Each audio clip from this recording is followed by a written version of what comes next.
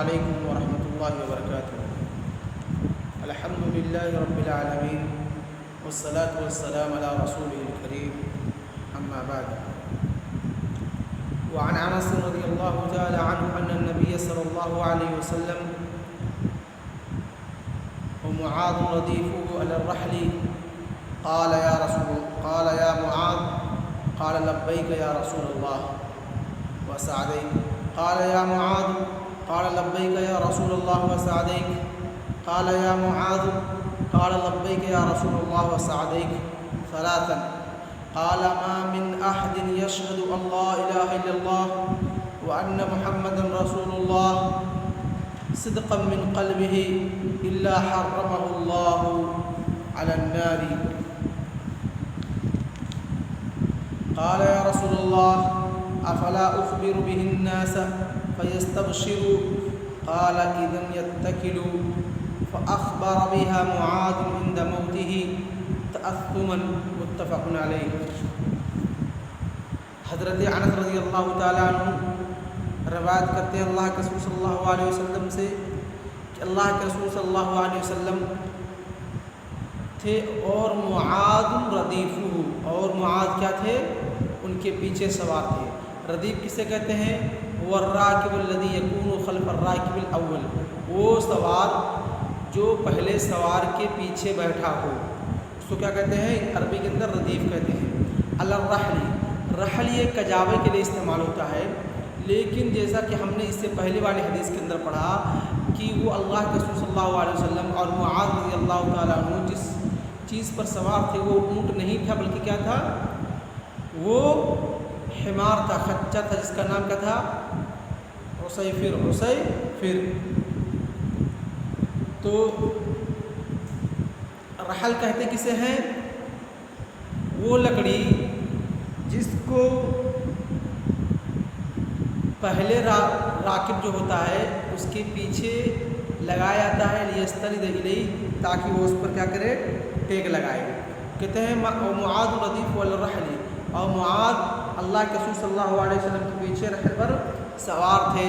قال یا معاذ قال لبیک یا رسول اللہ، تو اللہ کے رسول صلی اللہ علیہ وسلم نے کہا اے معاذ، تو کہا لبیک یا رسول اللہ کہ اللہ کے رسول صلی اللہ علیہ وسلم میں حاضر ہوں۔ لبا یلبی مطلب اجاب و اقامہ، لبا یلبی مطلب کوئی چیز آدمی کو پکارے تو آپ اس کو کریں، اس کا جواب دیں، اس کے لیے کیا کہتے ہیں؟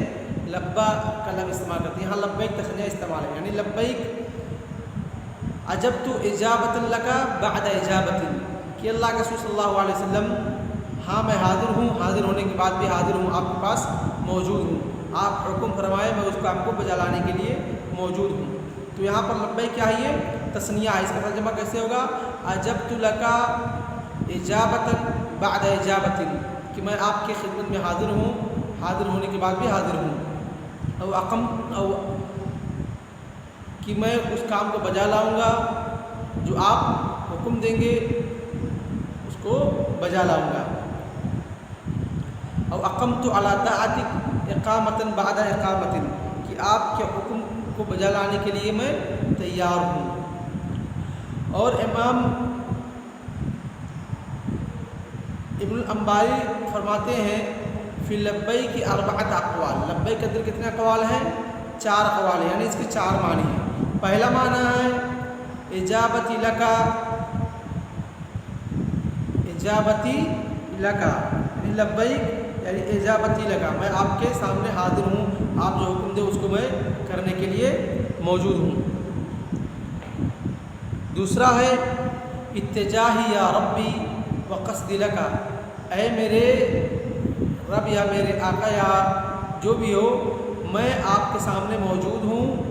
اتجاہی یا ربی وقصد لکا، اور میرا مقصد آپ ہی ہیں، آپ کے سامنے میں موجود کھڑا ہوں، موجود ہوں۔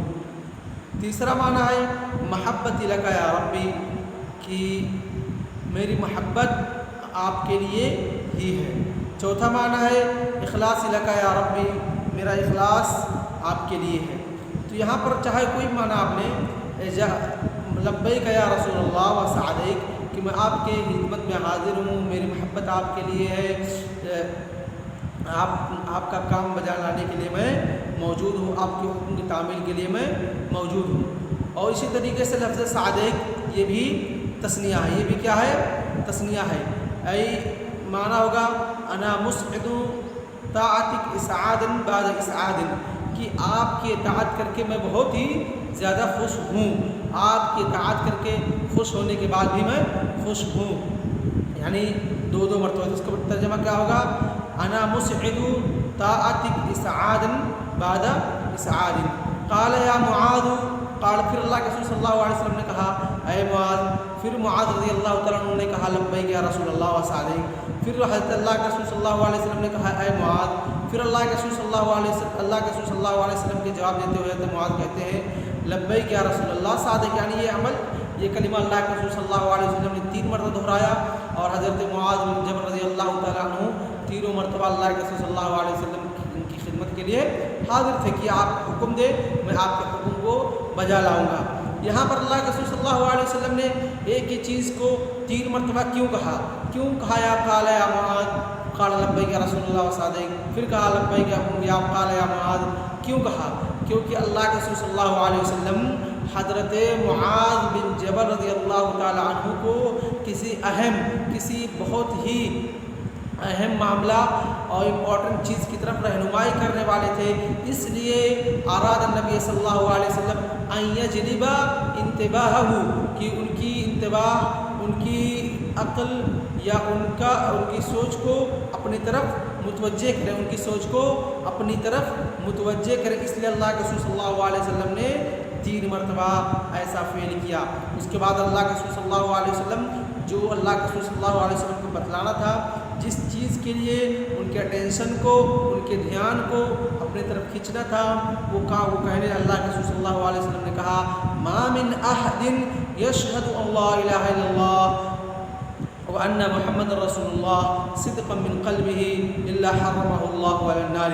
اسی بات کو بتلانے کے لیے اللہ کے رسول صلی اللہ علیہ وسلم نے اسی بات کی طرف ان کی توجہ کو لینے کے لیے اللہ کے رسول صلی اللہ علیہ وسلم نے 3 مرتبہ عمل کیا، یا معاذ یا معاذ یا معاذ والا کہا ما من احد یشہد ان لا الہ الا اللہ، نہیں ہے کوئی بندہ جو اس چیز کی یا اس بات کی گواہی دیتا ہے لا الہ الا اللہ، کہ نہیں ہے کوئی حقیقی معبود مگر اللہ رب العالمین، وان محمد رسول اللہ، اور محمد صلی اللہ علیہ وسلم اللہ رب العالمین کے رسول ہے، اور یہ بات وہ کیسے ایکسیپٹ کرتا ہے؟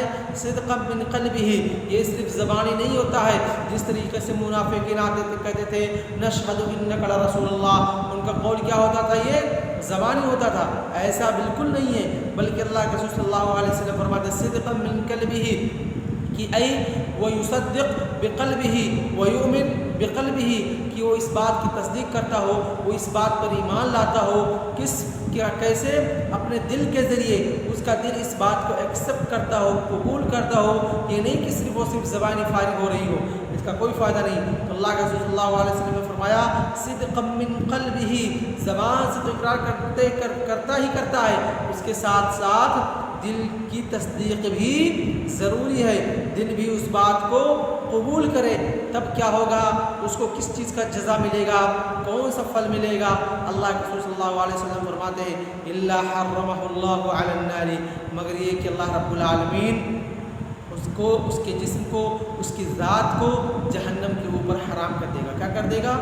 جہنم کے اوپر حرام کر دے گا۔ تو یہاں پر ایک چیز غور کرنے کی ضرورت ہے، الا حرمہ اللہ علی النار، اللہ کے رسول صلی اللہ علیہ وسلم نے فرمایا کہ اللہ رب العالمین اس کی ذات کو، اس کے نفس کو جہنم پر حرام کر دے گا۔ گویا کہ اگر کوئی بندہ مومن ہے تو وہ جہنم کے اندر جائے گا ہی نہیں، اس کا مفہوم یہی تو ہوا، اگر کوئی بندہ مومن ہے تو جہنم کے اندر جائے گا ہی نہیں۔ تو اس شفاعت کا کیا مطلب ہے کہ شفاعت کی جائے گی تو کچھ لوگوں کو جہنم سے نکالا جائے گا، یا کچھ لوگوں کو جہنم کے اندر اول وہلہ کے اندر داخل کیا جائے گا، وہ مومن رہیں گے، اس کے بعد پھر ان کو نکالا جائے گا۔ تو ان سب حدیثوں کا کیا مطلب ہے؟ کیا ان کا آپس میں کچھ تعارض نظر آ رہا ہے؟ یہاں تو تعمیم کر دیا گیا ہے، عام کر دی گئی بات کی جو بھی کہے گا اس کو جنت کے اندر داخل کر دیا جائے گا۔ اور دیگر حدیثوں کے اندر ہے جو عصات ہیں موحدین میں سے، جو توحید پرست ہے لیکن ان سے غلطیاں ہو گئی ہیں، ان کو جہنم کے اندر داخل کیا جائے گا اور اس کے بعد شفاعت سے ان کو نکالا جائے گا، تو اس کا جواب کیسے دیں گے؟ اس حدیث اور ان حدیثوں کا جواب کیسے دیں گے؟ کہتے ہیں قد اجیب عنہ باجوبۃ کثیرہ فمنها الاول، کہ اس حدیث کو محمول کریں گے اس بندے کے لیے، اس شخص کے لیے جس نے توحید کو ایکسیپٹ کیا، قبول کیا اپنے صدق دل کے ساتھ، کب وہ گناہ اگر جو اس سے ہو گئے ہیں اس کو توبہ کرنے کے بعد، کب؟ اور مرنے سے پہلے، مرنے سے پہلے اس سے کوئی گناہ ہوا، گناہ اس سے سرزد ہوئی، پھر اس نے توبہ کر لیا، توبہ کرنے کے بعد اب پھر اس کو موقع نہیں ملا کہ وہ کچھ دوسرے اعمال کے لیے اس کی وفات ہو گئی، تو کہتے ہیں یہ حدیث اس کے اوپر فٹ آئے گی، اس کے لیے یہ حدیث ہے، اور یہ امام بخاری رحمہ اللہ کا قول ہے۔ بعض لوگ کہتے ہیں کہ اس کے اندر جو کہا گیا ہے الا حرمہ اللہ علی النار، یہاں تحریم سے مراد تحریم خلود ہے، تحریم سے مراد کیا ہے؟ تحریم خلود ہے، کہ وہ ہمیشہ جہنم میں نہیں رہے گا، اس بات کی حرمت کی گئی ہے کہ اللہ رب العالمین نے اس چیز کے لیے حرام کر دیا ہے کہ وہ ہمیشہ جہنم میں نہیں رہے گا، بلکہ اس چیز کی منع نہیں کی گئی ہے لا يدخل هذا اصلا، کہ وہ اصل میں داخل نہیں کیا جائے گا، بلکہ اگر معاہدین میں سے ہے، اس سے گناہ سرزد ہوئی ہے تو جنت جہنم میں داخل کیا جائے گا، پھر نکالا جائے گا، لیکن یہاں جو منع کیا گیا ہے یہ تحریم خلودی ہے، تحریم خلودی ہے۔ دوسرا جواب یہ ہے،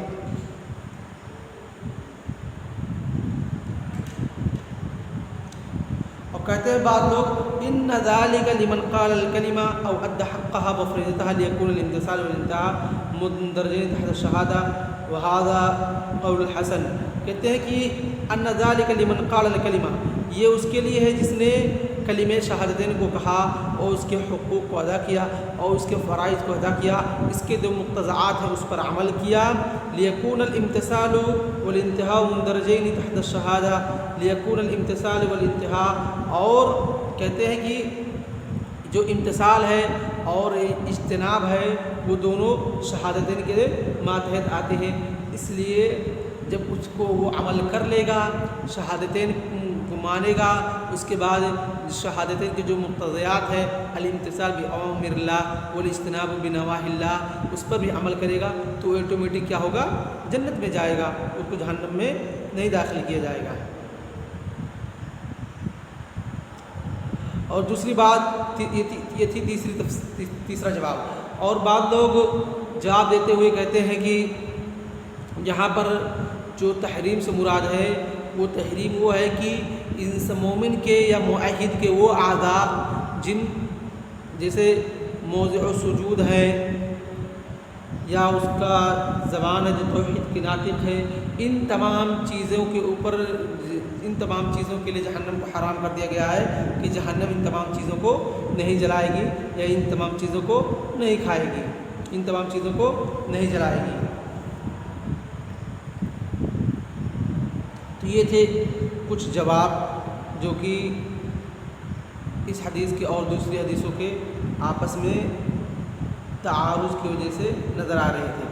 تو سب سے بہتر جواب یہی ہے کہ جس نے اس کلمے کے فریضے کو ادا کیا، حق کو ادا کیا، جو کہ الامتثال والاجتناب شہادتین کے اندر مندرج ہے، تو اگر کوئی بندہ امتثال بأوامر اللہ اجتناب بنواہی اللہ کرتا ہے تو وہ انشاءاللہ جنتی ہی ہوگا، انشاءاللہ وہ جنتی ہی ہوگا، وہ اس کو جنت کے اندر داخل کیا جائے گا۔ اس کے بعد قال یا رسول اللہ، تو حضرت معاذ بن جبل رضی اللہ تعالیٰ عنہ نے کہا کہ اللہ کے رسول صلی اللہ علیہ وسلم افلا اخبر بہ الناس فیستبشروا، کیا کہ میں یہ تمام چیزیں جو آپ نے مجھے بتلائی ہیں ابھی اس کو لوگوں کو خبر نہ دے دوں، نہ بتلا دوں، تاکہ وہ اس بشارت والی چیز سے کہ جو شہادتین کا اقرار کرے گا، شہادتین کو دل سے قبول کرے گا، ایکسیپٹ کرے گا، اس کے اوپر جنت اس کا ٹھکانہ جنت ہے، اس کے اوپر جہنم حرام ہے، کیا میں یہ باتیں لوگوں کو نہ سنا دوں، یہ بشارت لوگوں کو نہ دے دوں؟ تو اللہ کے رسول صلی اللہ علیہ وسلم نے فرمایا کہ اذن یتکلوا، پھر لوگ کیا کریں گے؟ اسی پر بھروسہ کر کے بیٹھ جائیں گے، یعنی کہ اور دیگر نوافل عبادات، راتوں کے اندر اٹھ کر قرآن مقدس کی تلاوت کرنا، نفل نمازیں پڑھنا، اللہ رب العالمین سے رو رو کر گڑ گڑا کر دعائیں فریاد کرنا، یہ تمام چیزیں لوگ چھوڑ دیں گے، بس صرف اور صرف جو فرائض ہیں، جو واجبات ہیں اسی کو بجا لائیں گے، تو آپ ایسا کیجیے کہ رہن دیجیے، مت بتلائیے۔ کہتے ہیں فأخبر بها معاذ، تو حضرت معاذ بن جبل رضی اللہ تعالی عنہ نے اس بشارت کو، اس چیز کو لوگوں کو بتلایا، کب؟ عند موتہ، اپنی وفات کے وقت، تعثما، کہ کہیں ان کو گناہ نہ ملے، گناہ سے بچنے کے لیے، گناہ سے بچنے کے لیے۔ تعصماً کیا ہے؟ مفعول لاجلہ ہے، مفعول لاجلہ ہے، مفعول لہو ہے۔ کہ حضرت معاذ بن جبل رضی اللہ تعالی عنہ کیسے گناہ ملے گا؟ کیونکہ اللہ کے رسول صلی اللہ علیہ وسلم کی حدیث ہے، من کتم علما الجم یوم القیام بلجام من النار، من سئل علما، من سئل، کہ اگر من سئل علم فکتمہ فیلجم یوم القیامہ بلجام من النار، او کما قال رسول اللہ صلی اللہ علیہ وسلم، کہ جس نے کوئی علم کو، کوئی بات کو، علم کی بات کو چھپایا اور اس سے پوچھا گیا اور اس نے اس کو نہیں بتلایا، قیامت کے دن اس کو کیا کیا جائے گا؟ اس کو لگام پہنایا جائے گا آگ کا۔ تو اس سے بچنے کے لیے، تعصباً یعنی اسی گناہ سے بچنے کے لیے، حضرت معاذ بن جبل رضی اللہ تعالیٰ عنہ نے اس حدیث کو لوگوں کے سامنے رکھا اور لوگوں سے بتلایا۔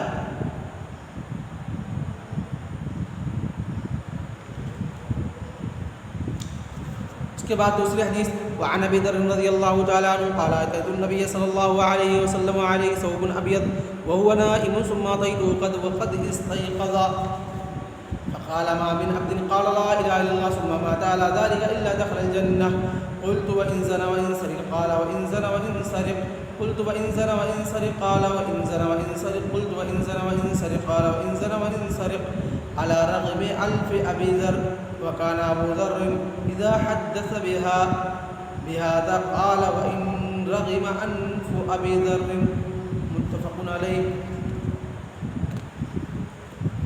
حضرت ابو ذر رضی اللہ تعالیٰ عنہ فرماتے ہیں کہ میں اللہ کے رسول صلی اللہ علیہ وسلم کے پاس آیا، وعلیہ ثوب ابیض، اور اللہ کے رسول صلی اللہ علیہ وسلم کے اوپر کیا تھا؟ ایک سفید چادر تھا، ایک سفید کپڑا تھا، اوڑھے ہوئے تھے اللہ کے رسول صلی اللہ علیہ وسلم، وہ نائم، اور اللہ کے رسول صلی اللہ علیہ وسلم کیا تھے؟ سو رہے تھے۔ ثم اتیتہ، پھر دوبارہ میں جب اللہ کے رسول صلی اللہ علیہ وسلم کے پاس واپس آیا، قد استيقظ، اور کیا ہو گیا تھا؟ تب تک اللہ کے رسول صلی اللہ علیہ وسلم کیا ہوئے تھے؟ جاگ چکے تھے۔ وقال ما من عبد قال لا الہ الا اللہ ثم مات، کہا نہیں ہے کوئی بندہ جس نے کہا اس بات کو ایکسیپٹ کیا، اس بات کو اپنی زبان سے ادا کیا، کون سی بات کو؟ کہ نہیں ہے کوئی معبود حقیقی مگر اللہ رب العالمین۔ ثم مات علی ذلک، پھر اس پر اس کی وفات ہو گئی، یعنی توحید کو ہی وہ پکڑے رہا، توحید پر ہی وہ قائم رہا، الا دخل الجنہ، مگر کیا ہے؟ اللہ رب العالمین اس کو جنت کے اندر داخل فرمائے گا۔ قلت، تو کہتے ہیں میں نے اللہ کے رسول صلی اللہ علیہ وسلم سے کہا، وَإِن زَنَ وَإِن سَرِقَ، کہ اگر اللہ کے رسول صلی اللہ علیہ وسلم اگرچہ وہ مومن بندہ، موحد بندہ جو کہ توحید کو پکڑے ہوئی ہے، اللہ رب العالمین کے ساتھ کسی کو شریک نہیں کر رہا ہے، اگرچہ گناہ کبیرہ کا مرتکب ہو رہا ہے تب بھی کوئی نقصان نہیں پہنچائے گا۔ قال وَإِن زَنَ وَإِن سَرِقَ، کہا اللہ کے رسول صلی اللہ علیہ وسلم نے کہا ہاں اگرچہ وہ زنا کیا ہو، اگرچہ وہ چوری کیا ہو۔ پھر کہتے ہیں کہ میں نے اللہ کے رسول صلی اللہ علیہ وسلم سے کہا وَإِن زَنَ وَإِن سَرِقَ، کہ میں نے تاکید کے لیے پھر پوچھا کہ اللہ کے رسول صلی اللہ علیہ وسلم، زنا اتنا بڑا عمل ہے، چوری اتنی بڑی چیز ہے جس کے اندر لوگوں کو رجم کر دیا جاتا ہے، جس کے اندر لوگ کوڑے لگائے جاتے ہیں، اور سرقہ ایسی چیز ہے جس کے اندر لوگوں کے اوپر حدود قائم کیے جاتے ہیں، اس کے ہاتھ کاٹ دیے جاتے ہیں، کہ اللہ کے رسول اس کے باوجود بھی وہ جنت کے اندر داخل کیا جائے گا؟ قال وَإِن زَنَا وَإِن سَرِقَ، تو اللہ کے رسول صلی اللہ علیہ وسلم نے کہا اگرچہ وہ چوری کیا، اگرچہ وہ زنا کیا ہے۔ پھر کہا، پھر اللہ کے رسول اگرچہ وہ چوری و زنا کیا، پھر اللہ کے رسول صلی اللہ علیہ وسلم نے کہا اگرچہ وہ چوری کیا ہے، زنا کیا ہے، علی رغم انف ابی ذر، علی رغم انف ابی ذر، اگرچہ ابو ذر کو یہ بات ان کے اوپر ناگوار گزر رہی ہو، رغم مطلب مکروہ کراہ سمجھنا نہ پسند ہونا، کہتے ہیں علی رغم انف ابی ذر، اگرچہ ابو ذر کے ناک کو وہ بات کراہتن گزر رہی ہے، یا ان کے اوپر یہ بات گرا گزر رہی ہے۔ وکان ابو ذر، اور ابو ذر رضی اللہ تعالیٰ عنہ، اذا حدث بہذا، جب اس حدیث کو لوگ بتلاتے تھے کیا کہتے تھے؟ کہتے تھے وَإِن رَغِمَ أَنْفُ أَبِي ذَرٍ، اگرچہ ابو ذر، یہ لفظ استعمال کرتے تھے، اگرچہ ابو ذر کی ناک اس بات کو ناپسند کرتی ہے، اس بات کو مانتی نہیں ہے۔ تو یہاں پر جو یہ حدیث ہے کہ جو لوگ یہ کہتے ہیں کہ کبیرہ گناہ کا مرتکب ہونے کی وجہ سے بندہ کیا ہو جاتا ہے، اس کا ایمان ختم ہو جاتا ہے، ان لوگوں پر اس حدیث سے رد ہے کہ اگرچہ کوئی بندہ موحد ہے، شہادتین کا اقرار کرتا ہے، لیکن گناہ کبیرہ کا مرتکب ہونے کی وجہ سے اس کے دل کے اندر سے، اس کے اندر سے ایمان ختم نہیں ہوتا ہے، جیسا کہ اللہ کے رسول صلی اللہ علیہ وسلم نے فرمایا وَإِن زَنَا وَإِن سَرِقَ۔ تو یہ حدیث گویا کہ رد ہے کن پر؟ معتزلہ پر اور خوارج پر، جو دنیا کے اندر بندوں کو کہتے ہیں کہ اگر معتزلہ کہتے ہیں کہ اگر بندہ کوئی دنیا کے اندر گناہ کبیرہ کا ارتکاب کرتا ہے، مرتکب ہو جاتا ہے، تو یکون بین المنزلتین، نہ وہ مومن رہ جاتا ہے نہ وہ کافر ہوتا ہے، بلکہ بین المنزلتین ہوتا ہے، اور آخرت میں اس کا ٹھکانہ جہنم ہے۔ اور اسی طریقے سے رد ہے خوارج پر، جو کہ بندے کو ایک گناہ پر مرتکب کبیرہ ہونے کی بنا پر کیا کہتے ہیں، اس کو کیا کہتے ہیں کہ کافر ہو گیا ہے۔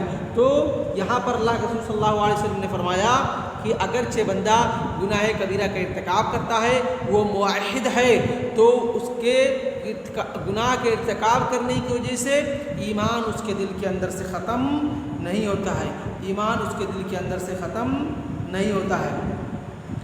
اس کے بعد اس حدیث کے اندر جو لفظ رغم ہے، رغم کے معنی کیا ہوتے ہیں؟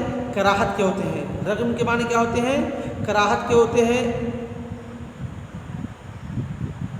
رغم مطلب ہوتے ہیں مٹی کے، یعنی علی رغم انف ابی ذر، کہ ابو ذر کی ناک خاک آلود ہو یا مٹی سے لت پت ہو، یعنی اگرچہ یہ عرب کیا کرتے تھے، اس کو محاورے کے طور پہ استعمال کرتے تھے، لیکن اس کا مقصود ہوتا تھا کہ اگرچہ وہ بندہ اس چیز کو ناپسند کر رہا ہے، اگرچہ وہ بندہ اس چیز کو ناپسند کر رہا ہے۔ اس کا معنی ہوگا علی رغم انف ابی ذر، ای لسکا انف ابی ذر بالرغام ای هو التراب، اگرچہ ابو ذر کی ناک مٹی سے خاک آلود ہو، تو اس کو عرب کیا اس کا معنی مراد لیتے تھے کہ اگرچہ وہ بندہ اس چیز کو ناپسند کر رہا ہے، کر ہی سمجھ رہا ہے، اس کا معنی یہ ہے، لیکن اس کے اصل رغم کے اصل معنی کیا ہے؟ مٹی کے ہیں، اصل معنی کیا ہے؟ مٹی کے ہیں۔ تو گویا کہ یہ حدیث رد ہے خوارج اور معتزلہ پر، جو کیا کرتے ہیں، بندے کو مرتکب کبیرہ ہونے کی وجہ سے اس کو کافر کہتے ہیں۔ اور آج کا درس بس اتنا ہی، وصلی اللہ علیہ نبینا محمد وعلی آلہ وصحبہ اجمعین، السلام علیکم ورحمۃ اللہ وبرکاتہ۔